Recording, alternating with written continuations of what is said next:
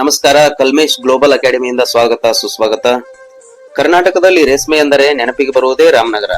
ದಕ್ಷಿಣ ಭಾರತದಲ್ಲಿ ರೇಷ್ಮೆ ಮಾರುಕಟ್ಟೆಗೆ ರಾಮನಗರ ತುಂಬಾ ಖ್ಯಾತಿ ಪಡೆದಿರುವಂತದ್ದು. ಈ ಮಾರುಕಟ್ಟೆಯಲ್ಲಿ ಕೋಟೆನಾಡು ಬಾಗಲಕೋಟೆಯ ಮುಧೋಳದಲ್ಲಿ ರೇಷ್ಮೆಯ ಗೂಡಿಗೆ ಭಾರಿ ಬೇಡಿಕೆ ಸೃಷ್ಟಿಯಾಗಿರುವುದರಿಂದ ಬಂಗಾರದ ಬೆಲೆ ಬಂದಿದೆ ಅಂದ್ರೆ ಕೂಡ ತಪ್ಪಾಗ್ಲಿಕ್ಕಿಲ್ಲ. ಕಬ್ಬು ಬೆಳೆಗೆ ಖ್ಯಾತಿ ಪಡೆದಿರುವ ಮುಧೋಳ ಮತ್ತು ಸುತ್ತಮುತ್ತಲಿನ ತಾಲೂಕಿನ ರೈತರು ಕಬ್ಬಿಗೆ ನ್ಯಾಯಯುತವಾದ ಬೆಲೆಗೆ ಪ್ರತಿ ವರ್ಷ ಹೋರಾಡಿ ಬೇಸತ್ತು ಲಾಭದಾಯಕ ಕೃಷಿಯಾದ ರೇಷ್ಮೆಯತ್ತ ವಾಲಿದ್ದಾರೆ.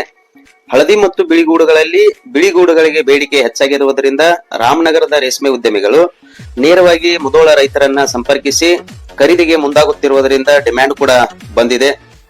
ಈ ಜಿಲ್ಲೆಯ ಭಾಗದಲ್ಲಿ 1600ಕ್ಕೂ ಅಧಿಕ ರೇಷ್ಮೆ ಬೆಳೆಗಾರರಿದ್ದು 1000ಕ್ಕೂ ಅಧಿಕ ಹೆಕ್ಟೇರ್ನಲ್ಲಿ ಬೆಳೆ ಬೆಳೆಯುತ್ತಿದ್ದಾರೆ. ವರ್ಷಕ್ಕೆ 5 ಬೆಳೆ ಮೂಲಕ ಗೂಡುಗಳನ್ನ ಪಡೆಯುವ ಅವಕಾಶವಿದ್ದು ಎಕರೆಗೆ 4 ಲಕ್ಷ ರೂಪಾಯಿ ಅಧಿಕ ಲಾಭ ಪಡೆಯಬಹುದು. ಬೇಸಿಗೆಯಲ್ಲಿ ಗೂಡುಗಳಿಗೆ ಅಧಿಕ ದರವಿದ್ದು ಈ ವರ್ಷ ರಾಮನಗರದಲ್ಲಿ ಕಳೆದ ವರ್ಷಕ್ಕಿಂತ 150 ರೂಪಾಯಿ ಹೆಚ್ಚು ದರ ಸಿಗುತ್ತಿದೆ ಎಂದು ಬೆಳೆಗಾರರು ಕೂಡ ಸಂತೋಷವನ್ನ ವ್ಯಕ್ತಪಡಿಸ್ತಾ ಇದ್ದಾರೆ. Congratulation brother. ಅಬ್ಬಬ್ಬಬ್ಬ ಲ್ಯಾಟ್ರಿ